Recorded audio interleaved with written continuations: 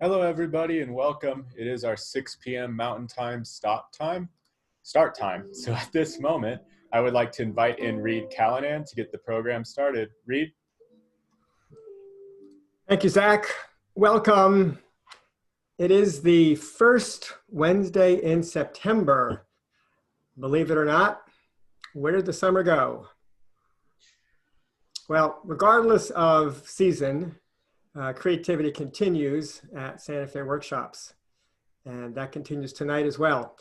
My name is Reed Callanan, and for all of us at the Santa Fe Workshops, thank you for joining us this evening for another version of Creativity Continues. We have been working hard the last couple of days to put a presentation together for you that will inspire, that will make you laugh, perhaps make you cry. We'll see what we come up with. Jeff Lipsky is our presenter tonight, and Jeff is going to give us the details, the ins and outs, the behind the scenes, an anatomy of an editorial shoot. And this evening, he's going to specialize in or not specialize, but tell us about a recent shoot that he did for Men's Journal with Jason Momoa as the main focus of that editorial shoot. And looking at the screen before we started here with Jason and Jeff, I feel like I need a beard to be part of this evening, but don't have one, so we're going to have to go without it.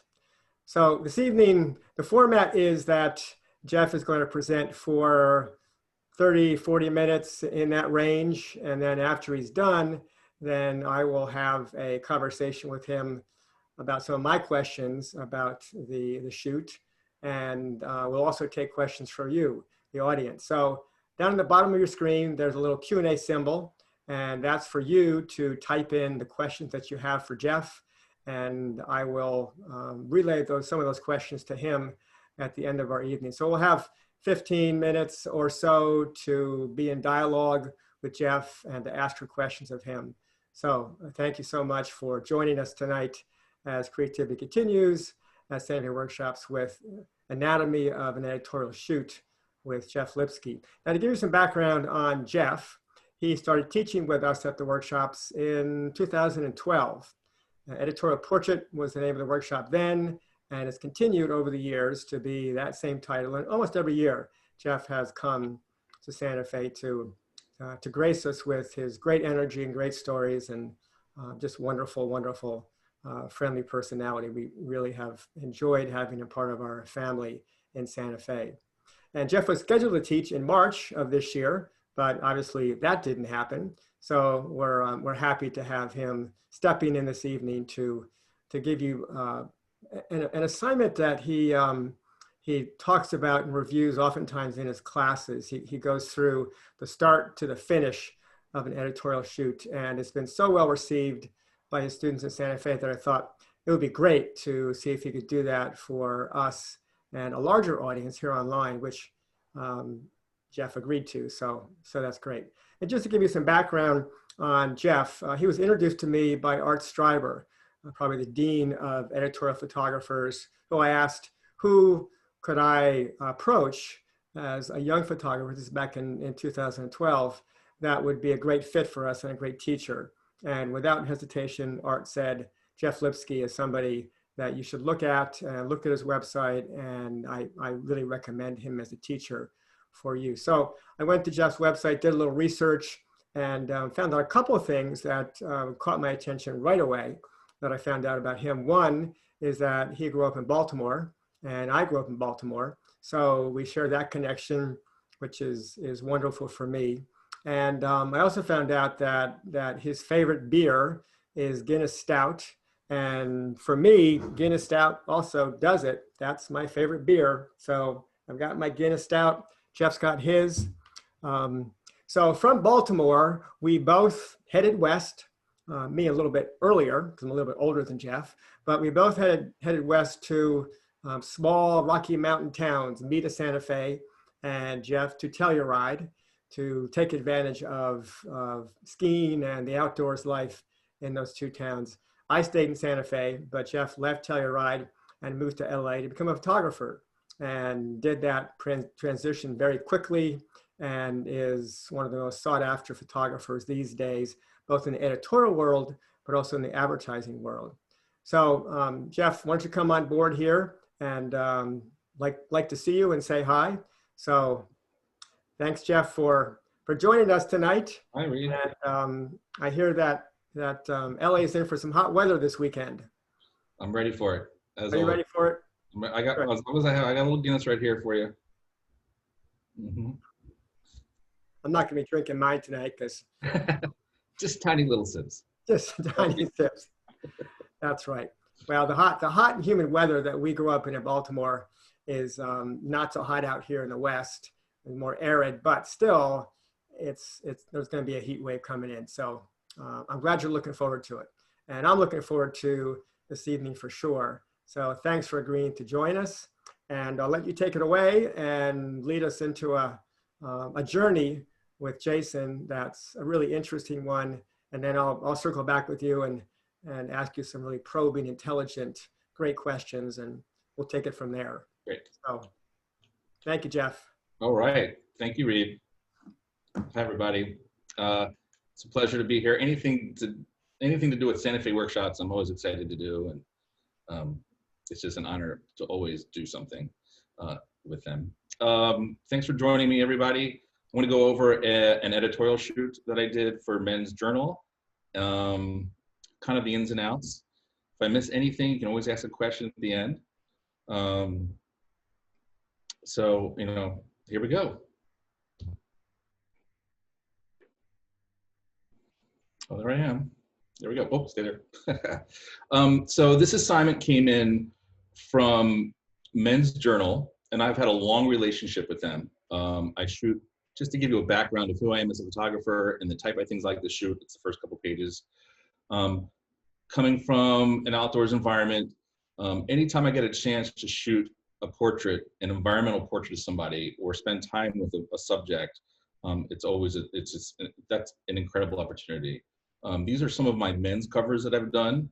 So you can see in a way why Men's Journal I kind of fit with what they do. They usually do a celebrity actor, usually in an outdoor environment, and then lit sometimes, and then we do the inside stuff. We're always doing something. So we're outside, we're doing something, we're spending the day, and it's one of my favorite, I think it's one of my favorite assignments to get, and I still get them. It's few and far between, and I think it's really important as a photographer to shoot, editorial is where my heart is. I love editorial photography, and sometimes we can switch, and sometimes I realize that it is going away slowly. There's not as many publications out there, but I used editorial as a way to get to my commercial. To me, that was instead of testing as much as I should be testing, I'm shooting my editorial, and that's giving me my content. What you see some of my content here, that gets me into the commercial world. So when I shoot celebrities for magazine, that can get me into the entertainment advertising. When I shoot fashion stories for magazine or lifestyle stories, that can get me into commercial advertising for catalog shoots or fashion brands. So what's important as a photo editor, they need to know that you're going to get, when they hire me for an assignment, they usually think two things. They think, oh, he might get along with that subject really well, and the style that we're looking for that particular issue, he'll fit. So when they look at your portfolio, a body of work, they need to know what they're going to get. So when Men's Journal came along, and we'll go to the next one. I've had a history with them, and I don't get all the assignments. It's few and far between, but if they're going to shoot a studio cover, they won't call me. If they're going to shoot usually an outdoors environmental cover, I have a good shot. I'm on the list. It doesn't mean I'm going to get it, but I always look forward to it. So as you see covers, I always say they belong to the magazine. And anytime you do a cover shot for them, it's all about the cropping. It's all about the typeface. and cropping for the typeface and making sure eyes are to the camera every time. So whenever I do an editorial shoot, I usually start off doing the cover try, because that's the most important part of the entire shoot. I'll spend average, let's say if I have 4 hours with the subject, we could spend, 2 of those hours doing the covers, or even more, just to get the covers down. And the cover look is always a specific look according to the tagline of the magazine. If it's the gear issue, or we have gear on the person. If it's for the road trips issue, I can't tell how many times I've shot someone in front of a truck, like Kyle Chandler, for a road trips issue, whether it's for Men's Journal or another magazine. Best new trips. So they're not always reinventing the wheel. So, let's put it from an airplane this time, or we change it up a little bit. And so that is the genre that I'm going. So when the call comes in, or it's not a call, it's always an email to my agent. Even if I'm friends with the editor, they always used to go through protocol. So they go through my agent. They say, is Jeff available these dates? Sometimes they'll give the name of the celebrity. Sometimes they don't. It doesn't make a difference. You take the assignment no matter what. We go over dates. If I have conflicting dates, we try to shuffle things around. It's usually according to the talent's schedule, but you have some say. Where does it have to be? Where are they going to be at the time? What movie is being released? Because it's always during a movie or television show that's being released. And lastly, we go over the concepts. So when the editor of the magazine called me to shoot Jason Momoa, I was very excited. It's always nice to have a connection with the subject in some way or another. I loved Game of Thrones. I know he was coming out in Aquaman. I heard he was a great guy. I knew he was super cool. So I was very excited to take the opportunity to shoot him. So we start talking creative.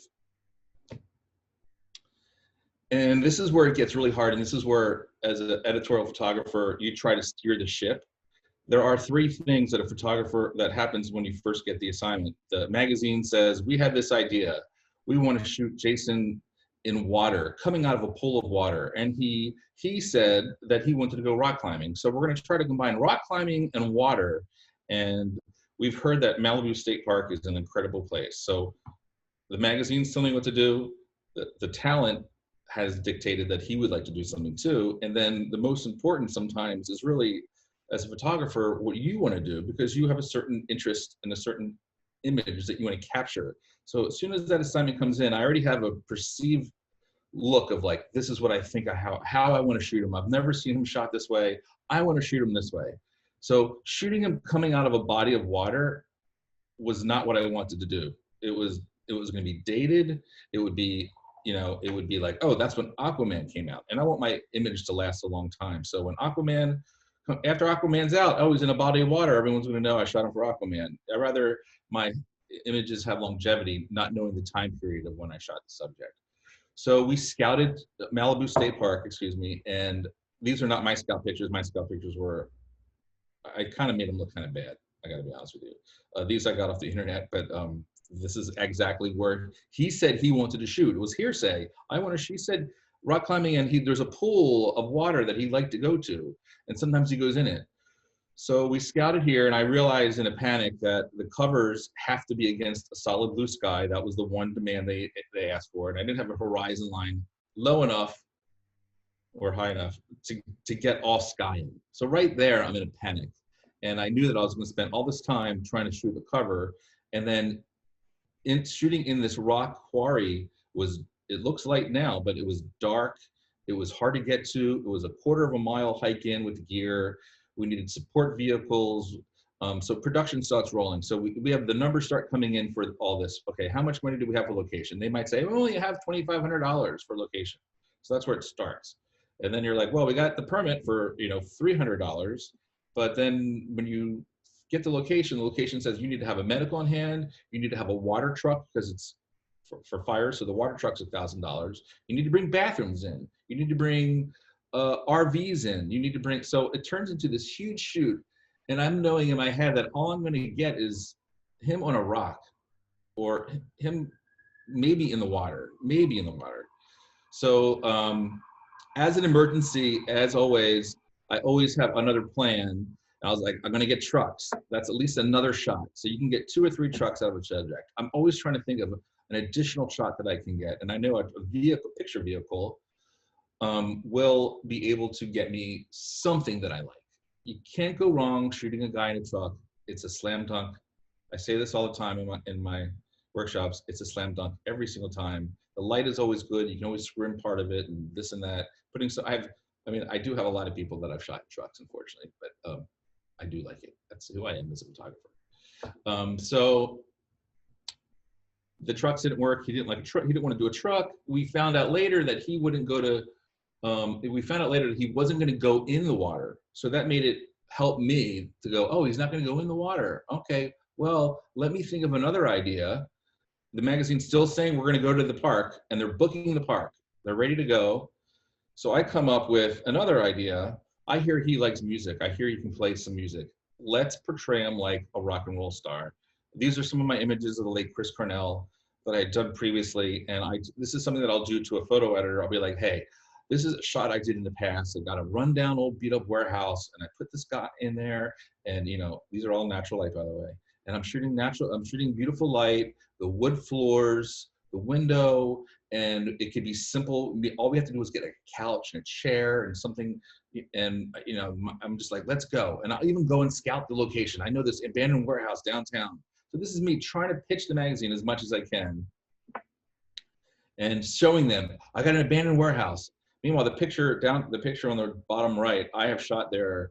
I've done like 3 Vanity Fair images on this rooftop and 2 inside the hallway. Because when you feel comfortable and you know light, and you like the location, it's okay. I know Mark Selger, I think he's done like 30 shoots here. I mean, but you use it in different ways. It's more of a muse. And I needed to be in my comfort zone, not in a dark canyon and needing to do a lot of shots. So I try to push it towards this warehouse in downtown Los Angeles, the rocker idea, the floors, the whole thing. And the magazine put on their brakes and said, no, we need him near the water. We want him climbing on a rock.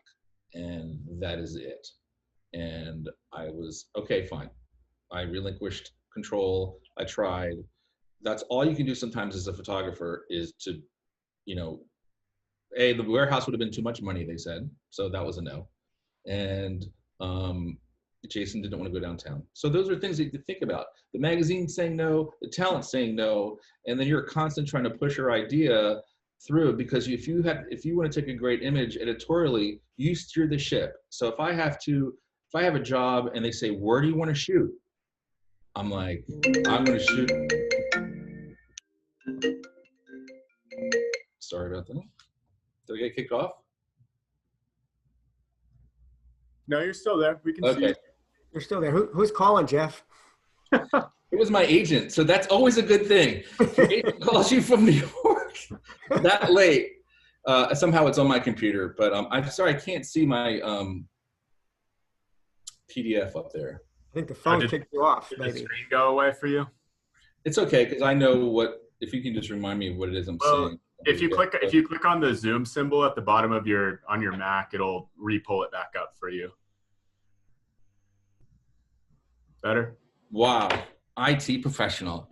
Sorry about that, guys. So I am it's push and pull. I'm trying to be creative. I don't know how to, you got to steer the ship your way. Sometimes it's the only thing that you can do to get a shoot in your favor. If I know I can shoot anywhere, I'm going to put everything in my advantage as much as possible. So that gives me the amount, and I want to be in a comfort zone. Oh, I'll shoot in this house where I know the light in every corner of this house at every time of day. I know exactly what it's going to look like. I know exactly what I'm going to get. But what's going to change is the clothes, the poses. What am I going to do with the subject matter? So I'm always looking personally for my comfort zone to get them in there, and so I will take the best pictures possible. Okay, so the shoot is happening. I'm excited at the same time, but I know that it's at the park. My producers call me every day telling me that we're over budget by several $1,000s. My equipment budget comes in. No, I have equipment budget for this. Maybe it's $1,500. Maybe it's $1,500. Every photographer is different. I don't need much equipment to do a men's journal shoot because I have a formula in a way. I shoot natural light for the inside, and I shoot strobe for the cover. So for me, when I strobe, I use one big source. That's my favorite thing to do. And I just need a couple power packs for that, remote power packs. battery operated. This is actually, I don't know why it says B4s. This is might be an old list. But, you know, I'm not going to get too technical, but I always like to have a silk overhead, whether it's a fixed frame or a silk umbrella. That means I can move fast with my subject. You know, there's no digital stuff on here. I have a digital capture package that's completely separate. That's a separate budget. That package can range from $500 to $4,500, depending upon how many monitors you need. This digital package was probably at least $2,000. So that kept my digital tech, remote, my laptop, but don't forget I'm shooting Canon and Nikon, and I have to have two Nikons, 40-inch slip, I don't like Canon, two Nikons, two lenses of everything I use, two Hasselblads with two backups of everything I use. So I have and at least two laptops. So I'm coming with an arsenal of digital because, gosh forbid, a camera goes down, a lens goes down. You know, I shoot Hasselblad for the cover because I'm strobing and I'm trying to balance daylight with my strobe. I like shooting the Nikon because I can shoot fast and be spontaneous. And we have them both right near me. So there's my equipment list. Nothing special. Scrim Gym. I mean, come on, everyone uses Scrim Gym. This usually comes in a big cube truck with extra grip that I get. And I've worked with the same equipment company for 15 years. So I know exactly when I'm going to get my gear. My assistant picks up my gear for me. On this particular job, I had 3 assistants booked because we needed people to carry gear left and right. So the call sheet goes out. This is just the top of the call sheet. Las Virgenes Canyon. I am happy to be doing the shoot. Again, I am just miserable because I know it's not going to happen the way I want. I'll make it happen, but I wasn't in my comfort zone. So the day before the shoot, I had picked the stylist. I had picked the groomer. Clothing stylist that I've worked with many covers before, and I picked a groomer that I worked with many covers before. Knowing your team and having camaraderie with your team is the most important. All my assistants have been with me for at least 15 years, usually. And everyone I work with, we have a nonverbal communication. We know how to work together. We're all friends. So when my stylist, Jeannie Yang, calls me and says, Jason, and she happens to be Jason's stylist. And Jason's a very particular taste in clothes. He has some sponsors. He has, you know, everyone has their own clothing wear that they like to wear, represent. She said, I have a fitting with him at his house. Would you like to come? Well, any opportunity to meet the subject beforehand is a win-win. I go to his house. I meet with Jason. I meet with the stylist. He's trying all different clothes. We have the rack of clothes. I'm seeing the taste that he has. I'm already a step ahead. I'm at his residence, his private residence. He's an extremely private person with his family. And I'm so gracious that he let me there. And I'm looking around going, this is one of the coolest places I've ever seen. Like photographically, from teepees to Airstreams to gardens to climbing wall. And I was thinking, oh my gosh, this is where the shoot should happen. This is it. So I was like, why aren't we shooting here? And Jason's like, I know, why aren't we shooting here? And I was like, we're going through all of this. Everything is booked. Thousands of dollars in the already. Gear is being delivered. Everything's towards the canyon. This is the day before the shoot. And I was like, we need to move the shoot. We need to move it here. And I knew as a photographer that was my one advantage I had, was to move the shoot to that location. I knew I would take better pictures. So I called my producer, and I thought she was going to yell and scream at me because she doesn't like change. And as all producers don't like the spontaneous change. And she's like, that's a great idea, Jeff. You're gonna rock it out over there. So we had to call the editor of the magazine, who was in the air, ready to land. That editor had to call at least 2 or 3 different people in order to get the shoot changed. And thank goodness the art director and the editor agreed, because they knew that that's the most idealistic place that we could have shot. They were professionals. They could have said, no, we're shooting in the canyon still in the state park, but they made the decision, and I'm grateful to them. And we switched it the day before the shoot. We moved to his house. On one condition, I streamlined my crew. So my crew there would have been 30 people on set, at least, maybe 40 people on set if we shot in Malibu State Park. Just for a picture, it's ridiculous. I streamlined that to 2 assistants, a Digitech, because I did had a hall gear, a groomer and a stylist. I think that's it. And the person from the magazine. So I think there was under 7 or 8 people on this photo shoot. So I get to the house, and first thing I do is I look for the vantage point of the next day. When I get to the house, I get there early and I scout the location. I want to know at what time of day, where and when the light is best. I need to know that, at the end of the day, where's the sun's going down? Everyone gets their sun seekers out, and we're looking at everything, and we're looking at all the shots. Oh, there's a climbing wall. This is where we're going to do the covers. That took the longest. So we found this little pinnacle on this deck, and we put them on the deck on top of apple boxes because they had to have clean cover lines for the cover. Otherwise, it was useless. And I pitched his house. Part of the pitch was it's going to be the best cover. That's what got him mostly. The image on the right is just a plate of the sky and a plate of the background, knowing that I always shoot plates. So when I shoot cover images, I'll shoot a ton of plates of the sky and different exposures, different blues. I have thousands of pictures of skies and clouds because everyone wants a sky and cloud on the cover of a magazine. I don't know why, but I have a lot of them. And then I lit my assistant on the left, which doesn't look very good, but I had an idea of what was going to happen with the balance. And even though his skin tone was a lot lighter than Jason's, I should have done it the other way around. And then my other assistant just had his umbrella, and I just shot some natural light. And that right there, I made a decision in 2 seconds that I'm going to have to light them for the cover. If it was the right time of day, I would shoot natural light. I shot Henry Cavill that way, and all natural light cover, which is really nice. So next slide. This is actually a frame from my the video. So every time I do a photo shoot, there is a behind the scenes video, BTS. And I try to work with the same BTS crew every time because nothing's worse than another cameraman filming behind you or another cameraman filming your imagery that's coming up on your computer before you get to your computer. It's a nightmare. So I try to work with the same people, and that's just a side note. But this is, you can see my big Elinchrom light.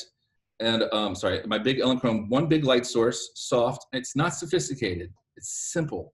I don't try to overdo things because I rather think spontaneously. With the light set, I don't have to spend all this time changing my lights constantly. I'm thinking about the subject and the cropping. And the cover, again, is always eye contact. So these are the cover. The image on the left is what they chose for the cover. It was the gear issue, so he had climbing gear on. He is a climber, it is legit. He was just climbing on his climbing wall. He's got chalk all over his hands. I chose to keep it raw and natural as much as possible. He had such an incredible taste for collecting vintage things and goods and leathers and bikes and bows and arrows and violas and all these incredible things. And he had Leicas, little old Leicas that he had been collecting in a pile, and I was like, that is what I want you to be wearing, just the Leica. This is my cover. So the image on the right, I was hoping that this was the cover, and I really pushed it hard. They selected the image on the left. So when I submit my imagery at the end of the shoot, I make a very fine and select edit. I might have only sent, maybe only, but I bet I sent 30 images for cover in. Maybe a little bit more, because sometimes they will, if they like the body, and I hate to say this, they could switch ahead. It's the worst thing in the world. It's been known to be done. So you have to think about everything. Gosh forbid they didn't get the shot, they can Frankenstein it. So I give a little bit more. And the saying goes, only give images that you like, because the worst image you give them is the one that's going to run in the magazine. So the worst image I've ever seen in my entire life, anywhere, was an image that I shot for a cover of a magazine, and it was everywhere. It was the worst thing, and I couldn't even go into like a grocery store for a month because it was, I have a thicker skin now, I guess. So they picked the image on the left. I wish it was the one on the right. And this is how it worked with the typeface. Gear of the year. Ah, that makes sense. He has his gear. They cropped in a little bit. It's okay. The cover belongs to the magazine. That's the way it is. As a photographer, you don't want any typeface on there if preventable. They have to put it on the Seller magazine. It's just the way it is. And I'm also thinking, when I'm shooting this stuff, And my agent's reminding me too, and my little voice inside my head, it's saying, make sure you shoot something for yourself, shoot something for your portfolio, because that is why we are shooting editorial. I'm shooting for my portfolio. Sure, I want to get the namesake of a cover of a magazine, but that doesn't necessarily do. I mean, my mom sees it and she's happy, but it's about having those images for your portfolio to get you other assignments. That's where it's at. To me, that's the most important thing. So, the inside. I get to shoot for me. I get to shoot how I want to shoot, not necessarily to sell a magazine. So that's where the inside of the magazine, the editorial world. I'm thinking cover, I'm thinking layout sometimes, I'm thinking spreads, I'm thinking where words might go, design, but also I'm also just want to capture a beautiful image. And this is probably one of my favorite images of the shoot. Jason in his own little garage with all of his stuff hanging in there. He did have a Guinness in his hand just before, and the man loves Guinness. He loves Guinness, and he even has a Guinness tap, and Guinness made him a special tap, and he was sponsored by Guinness. So I was like, okay, all right, there we go. And he, doesn't get any better than that, right? Okay, next image. Knowing that I needed to shoot a spread also was, it's an important thing. Magazines want to try to open with a spread image, a powerful image. I knew that he loved the bow and arrow. In fact, I even went to a store called Best Made and got a bow and arrow for him, an extra bow and arrow, just in case. I wanted to get a bow and arrow shot. And this wound up being the opening spread. And this was towards the end of the day. The light is we're following the light. So after I did this shot, after the cover, I started doing this shot. We shot later in the day because I started the shoot late in the day. I didn't want to start too soon, because if I start too soon or shooting in the middle of the day, the sun is overhead. I wanted to use the natural light. So if I have any power at all, is the start time.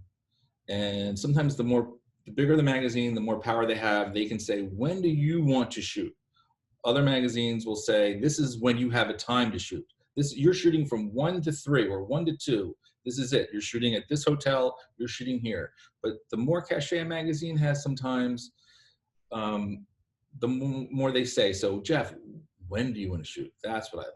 I want to shoot at the end of the day. I don't want to shoot in the morning. No one wants to get up early. I want to shoot at the end of the day, have control, watch the light fall, and get a lot of shots towards the end of the day. So that's exactly what we did with this. And Jason loved to do his bow and arrow thing. This became the inside opening spread, as you can see. So they put the words on it. I have nothing to do with the words, but I knew to crop him on the right-hand side, because I like images on the right-hand side as you open up a magazine. So maybe that's a good thing. That's why I work with magazines a lot, because I kind of an idea of what the design director likes, I would think, I guess. I don't know. Okay, next one. He was a climber. There are some climbing images. I don't know where they are. This was a table of contents. So I'm even thinking, when I'm shooting this, I wanted to get a good shot, but also I'm like, oh, it could be a good TOC. And I always make a joke like, oh, it could be a good TOC, table of contents. But in reality, they're not going to make it a cover. Maybe if it was like a creative, a super crazy fashion-y magazine or something, they could run it like that. But I thought, oh, it could be a nice table of contents. And he was so happy being on that climbing wall. I think we spent more time on the climbing wall. I didn't need to get a lot of climbing shots. I only needed 1 or 2, but Jason was so into it. He was so good. He wanted to get certain moves down. I wanted to sort of make sure I got that, but he was so happy there that I knew that we can get other things as well. This is end of the day. Towards the end of the day, the sun is setting, the sun is backlit. I had this aesthetic where I like backlit shots. A little white beadboard just punching into his face, just like that. The last shot of the day, he said he had an organic garden and he loves the garden. And he said, Jeff, I think the best light is in the garden at this time. I was like, okay, I'm going off of the talent. It's all about the trust. So I spent all day with him trying to gain his trust, trying to connect with him so that we can both get shots together, so he could be relaxed, so I can get that imagery. So he's hanging out in his garden, munching on a carrot, doesn't care what he looks like, just 2 guys hanging out. Maybe there's like 7 people up, up the hill a little bit. But that's the goal as an editorial photographer, is to try to get that one-on-one connection with somebody. And Jason gave it to me. The cover was tough because no one wants to stare in a lens for that long. But we definitely came around and we got the images towards the end of the day. So that was basically the shoot that we did.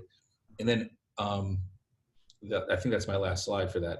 But real quick, after the shoot is done, I usually have a day. I always ask when I'm on location, how long do I have before you need the edit? And they'll always say, well, I need it tomorrow, which is really tough. So you need to, I will process my negatives out, I'm a film person, sorry.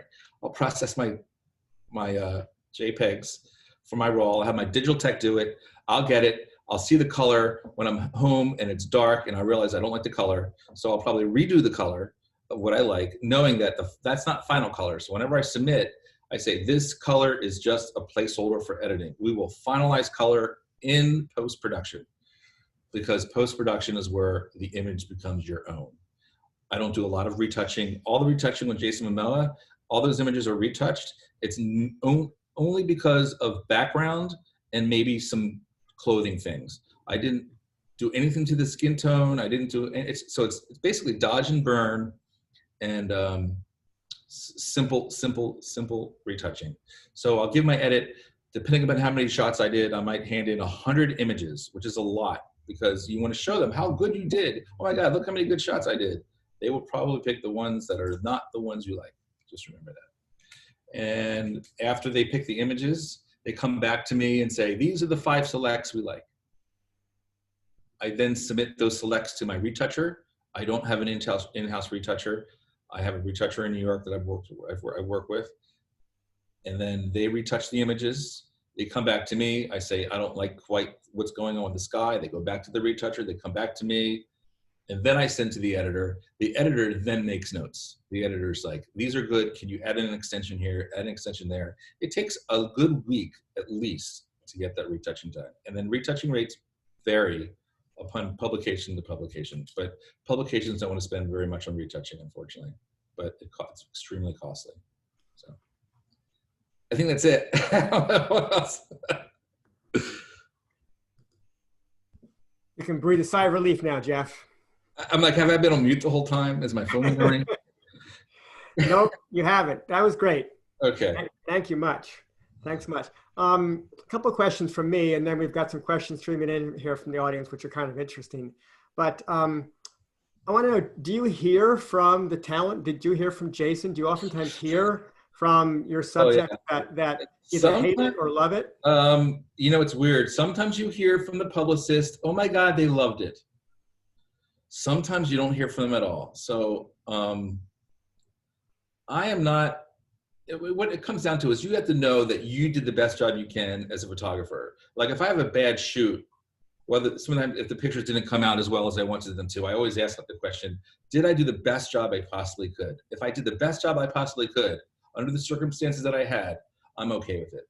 So that's my one thing. So if I feel like I took great images, I don't care about the feedback, but it really does feel good when a subject gets back to you.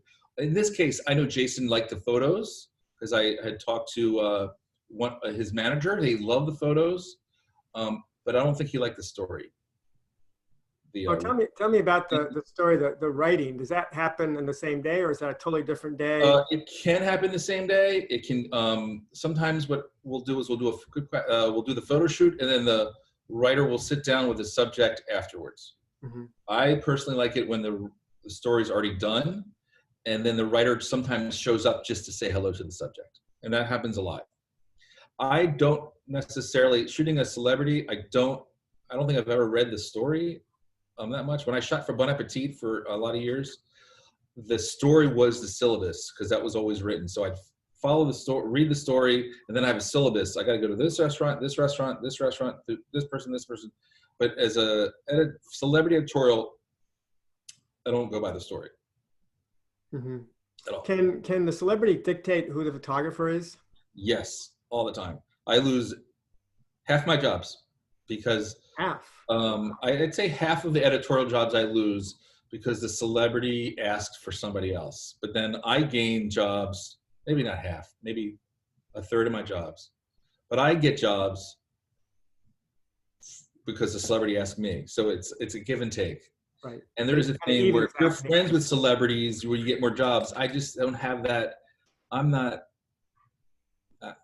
if someone's really cool and I really like them, I might, hang out with them, but I am not looking to try to be friends with someone just so I can get jobs. Right. So that's an integrity thing for me. Mm-hmm. But, and I don't want to bother anybody. I don't want to be too intrusive. But it is nice. I do have relationships with people because I've shot them over and over and over again, and I know them. I know their looks. I know how to take great pictures of them. So they're in their comfort zone when they hire me, and that's what I hope. And then again, I'll be up for shooting someone that I have wanting to shoot, and they might have their short list of 3 photographers that they only work with. And I would say, well, I'm on someone else's short list, so it's okay. It's whatever goes around comes around. Mm-hmm.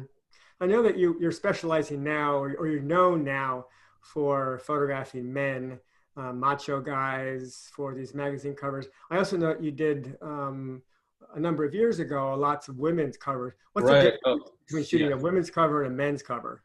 So I wanted to bring that up earlier.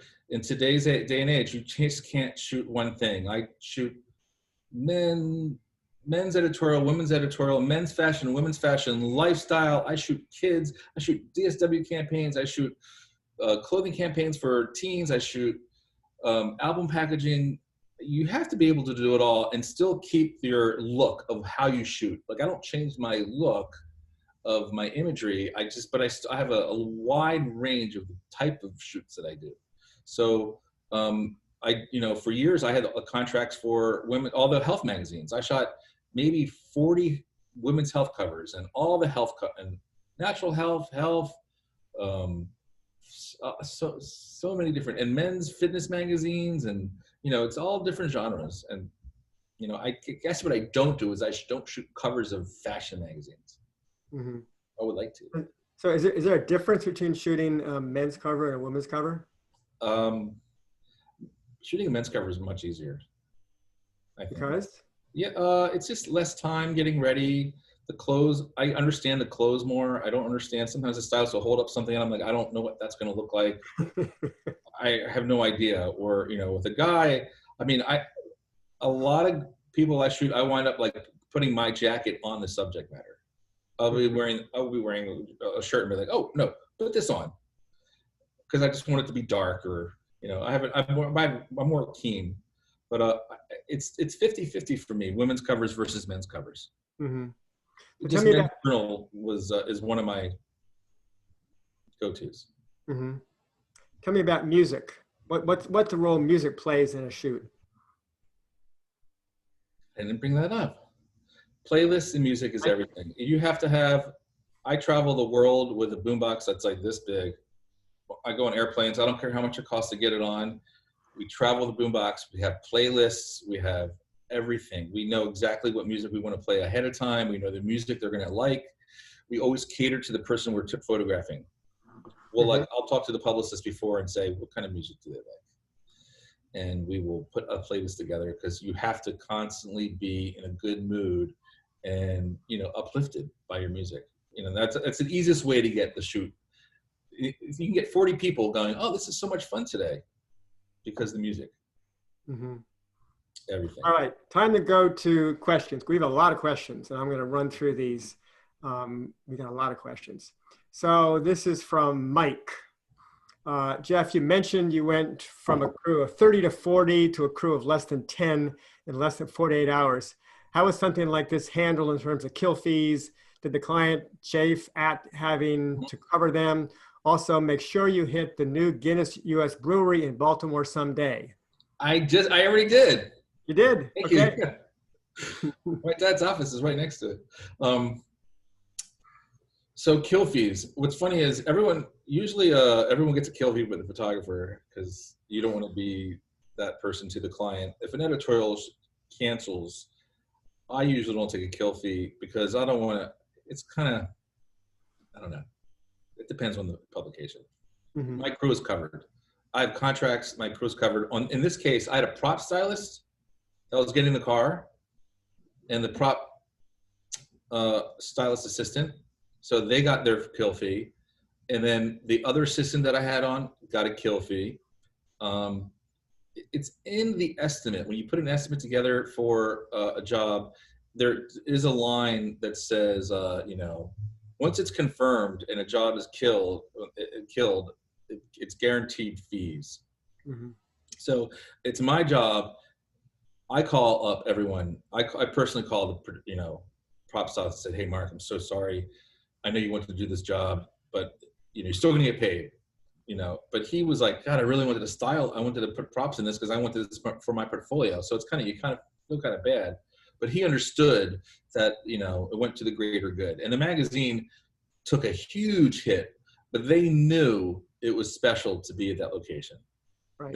What they were going to gain in imagery way outweighed the costs of paying the medical fee. The guy, the medic that we had, I remember we had to pay for that. The police officer, we had a police officer that we had to pay to be there because we needed protection. Jason needs protection? Yeah, sometimes you need that. And there were some weird things going on in the park, I think. Okay. At the time we were selecting, there was something going on. Right. All right, this is from Jason. Did you hire the BTS crew on your shoot yourself or for your promotion purposes? Does that come out of your budget or something that the magazine usually pays for? Magazine. Let's talk about the BTS. 100% magazine. Magazines want BTS every time it's for their online content. Sometimes I can control who shoots it though. Mm-hmm. And a lot of these BTS people I've met on editorial shoots, so I know who to ask for, mm-hmm. or you have a rapport with them. But 100%. And if there is no BTS team, we still shoot BTS.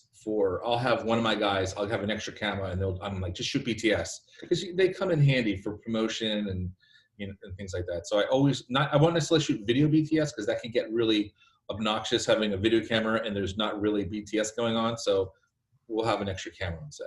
And I always ask the talent, "Hey, this is my guy. He's shooting extra. If you're okay with it." I always ask permission. Never sneak anything. Right. So if they find out you're sneaking, you'll never work again for that. Right. So another question: how do you deal with a subject when the shoot starts off badly?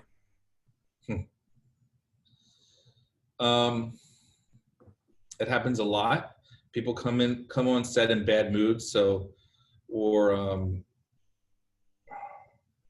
I smile a lot when I shoot, and I try to project. I try to project hey, it's okay. We're just here to take pictures. It's not complicated. Let's enjoy ourselves. A lot of times subjects are really upset. Most people aren't upset, but the reason why they would be upset is because they don't want to be there. They want to be somewhere else and they don't have the time. So that's 90% of what is happening. So my job, I say, listen, I know that I'm going to you're supposed to be out of here by 6 o'clock tonight. I go, I'm going to have you out of here by 4 o'clock. And I'll say, I promise. And I'll make sure I get them out at 4 o'clock. But I'll know the schedule. I'll know that they added all those hours on the shots and stuff like that.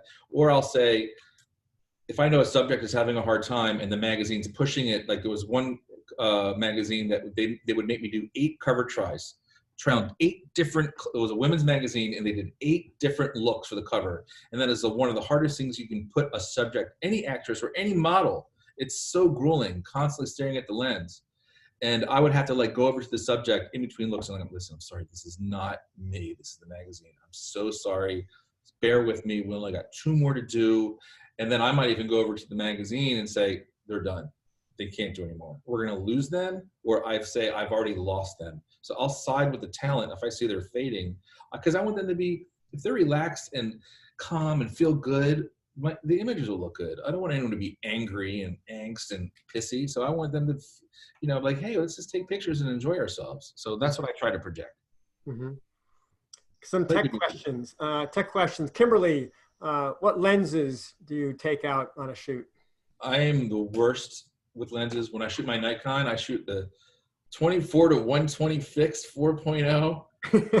I have every lens the Nikon makes, and I still shoot that lens because if I put a 50 millimeter on it, I'll go, oh, I wish I had the 28 on. If I put the 28 on, I'll go, I wish I had the 24 on. If I put so I tend to shoot wider lenses than longer lenses. When I shoot the Hasselblad, 99% of Hasselblad, the reason to shoot a Hasselblad is because the 50mm lens is the most beautiful lens in the world. So I shoot the 50 on the Hasselblad. It's wide, but it doesn't distort. It's so beautiful. Or I'll shoot the 80 on the Hasselblad, and that's it. I've never shot anything else. So it's always the 50 or the 80, unless I'm doing a huge group. And on the Nikon, I'm always on that 24 to 120, and I probably put it right at 50mm the whole time anyway. Mm-hmm.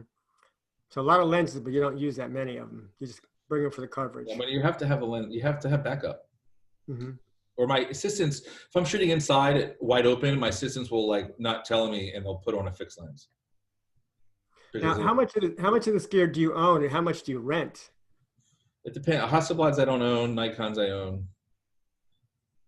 For a while, I come from the film world where I used to own my Mamiyas and my Pentexes and my Rollers. I had everything that was like, and then when it went digital, you didn't want to buy the $40,000 phase one back, because that's what you had to shoot with, because I think the Canons and Nikons original for the work that I was doing, they didn't have enough megapixels. But now, since Nikon and Canon, since the DSLRs have 50 megapixels, now I have Nikons. Now I shoot a lot of my jobs just on Nikon if I can, because it has the same megapixel. And my Hasselblad digital back, which I don't own, I get from my digital team, I shoot the 50 megapixel phase one back. I don't shoot above 50 megapixels unless it's a movie poster or big advertising, because it's the bigger the megapixels, the slower they are. I can't tell the difference when I look at the image, when I blow, there's no difference.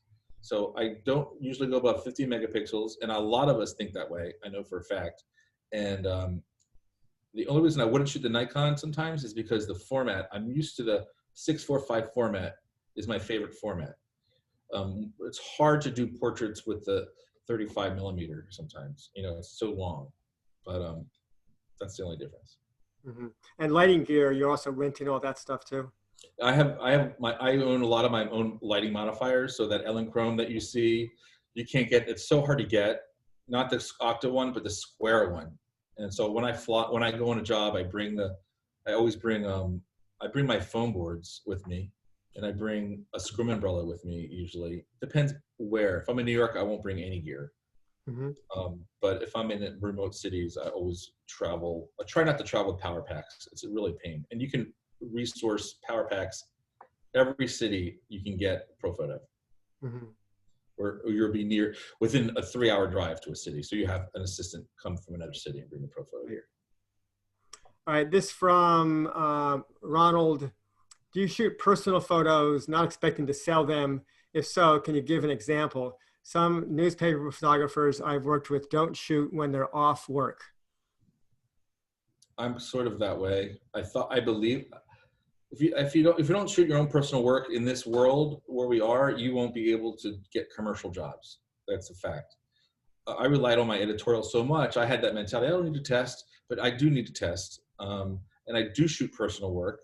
I've had a couple personal projects, not as many as I would like. It's sort of my downfall, I think, of who I am as a photographer. I don't shoot enough. But I shoot my kids a lot.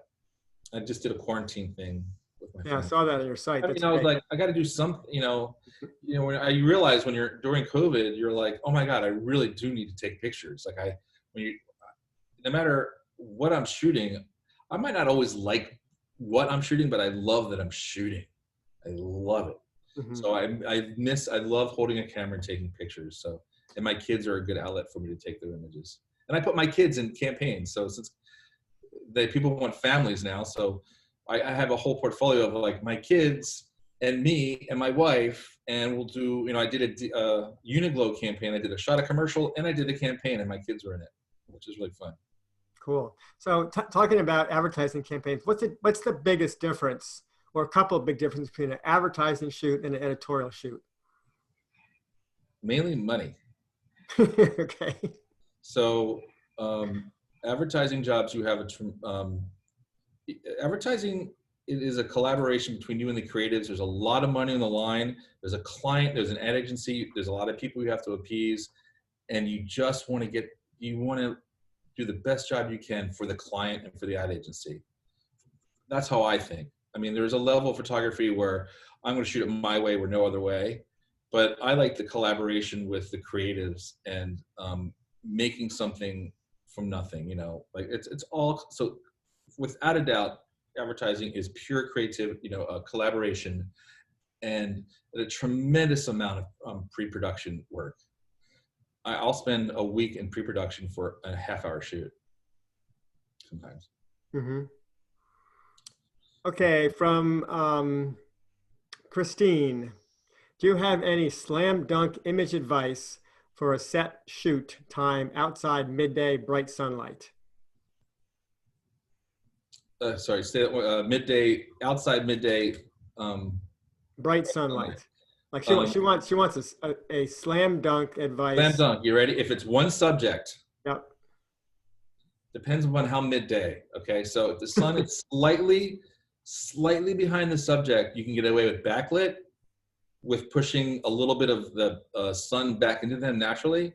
But my thing, what I'll do is I'll scrim and fill, period, scrim and fill. So middle of the day, you scrim them with a scrim umbrella or put a 6x frame over them or a scrim gym or a sun bounce, you know, anything silked over top, and then you put light on them. And whether that light is natural light from the sun or a kiss of strobe in the direction that you want. So that's why I always travel with a scrim umbrella.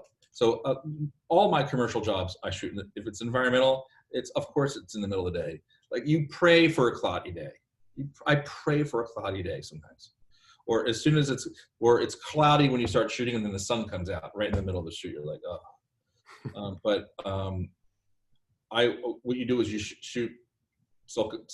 And if it's a big campaign, you're shooting different things, I'll do like the inside open shade stuff in the middle of the day, and then I'll do all the natural sunlight stuff towards the end of the day. You plan it that way.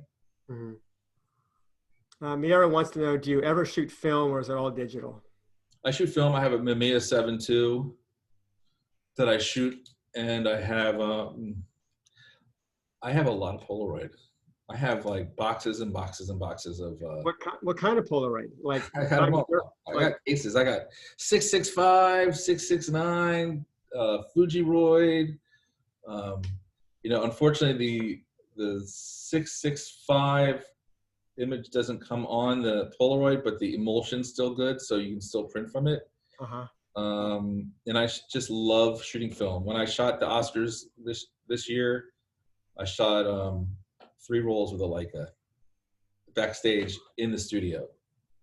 Was that for yourself? Or yeah. that was for yourself. Yeah, and Brad Pitt was like, "I'm done," and I was like, "No, I'm doing the I got hired to do the archival portrait. The Academy hires me, so I am an Academy holder. I am the photographer. I spend 3 days building a studio. Only winners come back there, and they have to spend at least 5 minutes with me so I can take their portrait." And Brad Pitt, I was like so psyched to shoot Brad Pitt. He sits on a stool, and I got his little Oscar in his hand. I took 3 frames with my Hasselblad. He's like, "Right, that's it." And I was like, "Oh my God, sir, Brad, I need to get more." I'm looking at his publicist, so I'm like, I have to get a real portrait. And the light goes around my neck, and he goes, "You can shoot me with that more." I was like, cool. Because he appreciated cameras. Mm-hmm. So somebody wants to know, what's the picture on the wall behind you, and why is it there? My office is under construction. It's hard to tell. It's Ellen Page. And I had a show a while ago, and I have these prints. And that was for Sunday Times Magazine, Ellen Page. So and the natural light. I love that image. But it's just there. It's random in there. I rotate imagery. I get sick of looking at things. I might put something. I have a whole bunch of them, and I'll just throw them up. Because they're not at my house. They're in my office. I'm in my man cave. Can you show us your office? Oh, it's bad. I'm embarrassed. But I have this is what I keep here. Look at this. Original in its own. Oh, I have pants on, thank God. Annie. It's the actual magazine pressed in a frame. It's the actual Perfect Mint magazine. And this is like my everything. That is it. Can you show us your idea wall? Oh, okay. Let's see. Behind the scenes at Jeff Lipsky's studio office. This is cool, folks. Okay. Don't drop the laptop. Oh, it's dark in here because of the lighting. Can you see?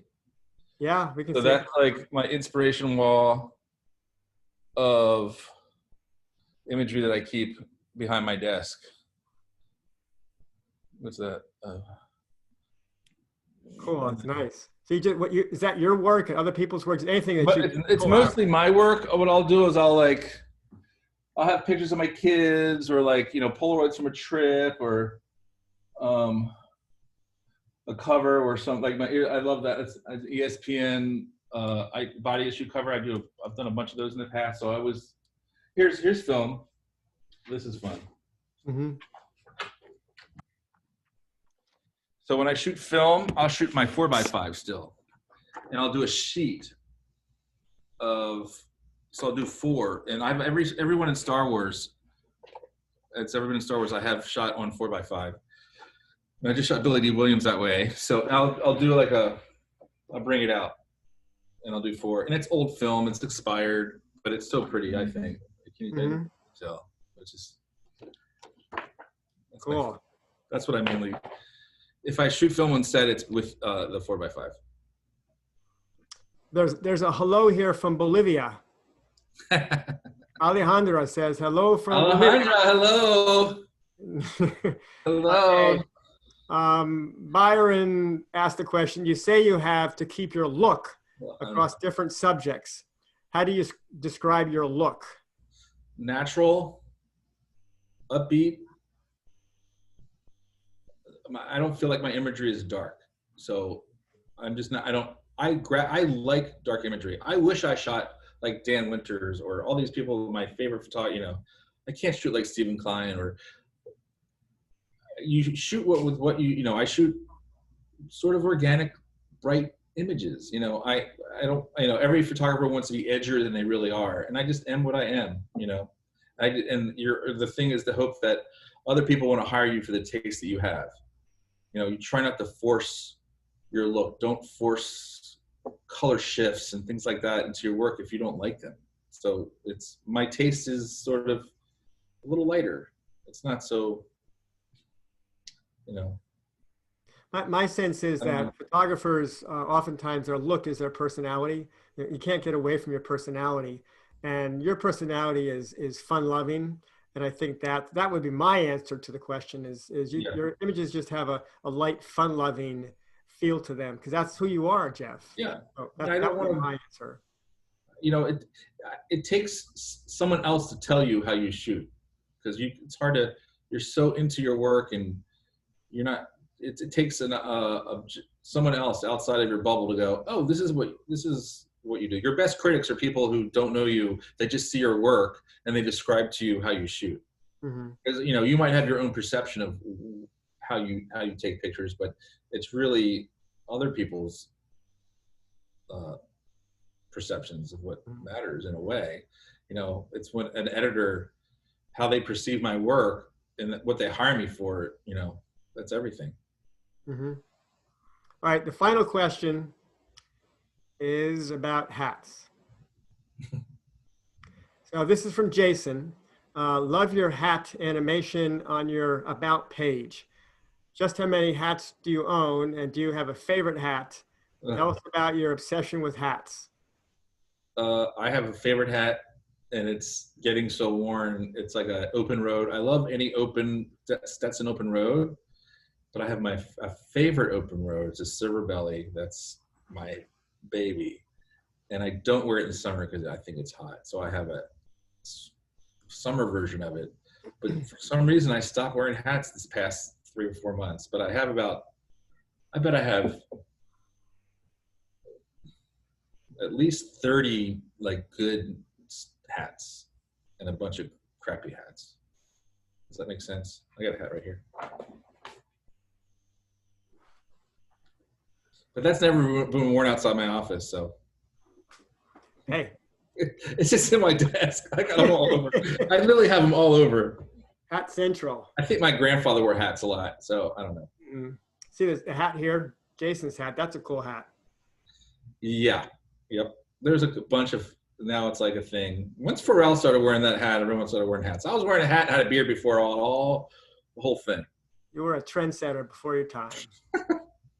What about the bandana? Is that you're trend setting that too? Because I see that. I wore a bandana before COVID.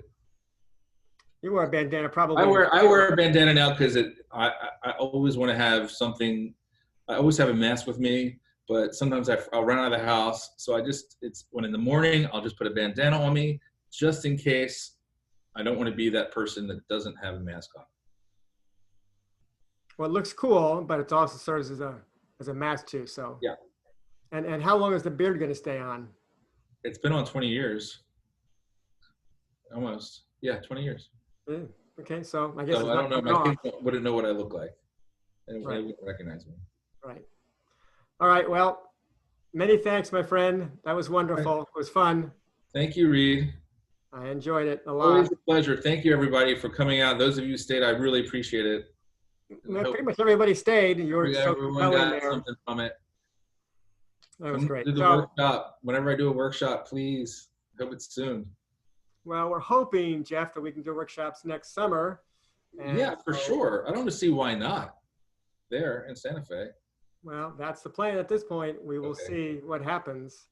So we'll invite you to come and teach next summer in Santa Fe. For sure. Have a margarita along with our Guinness stout.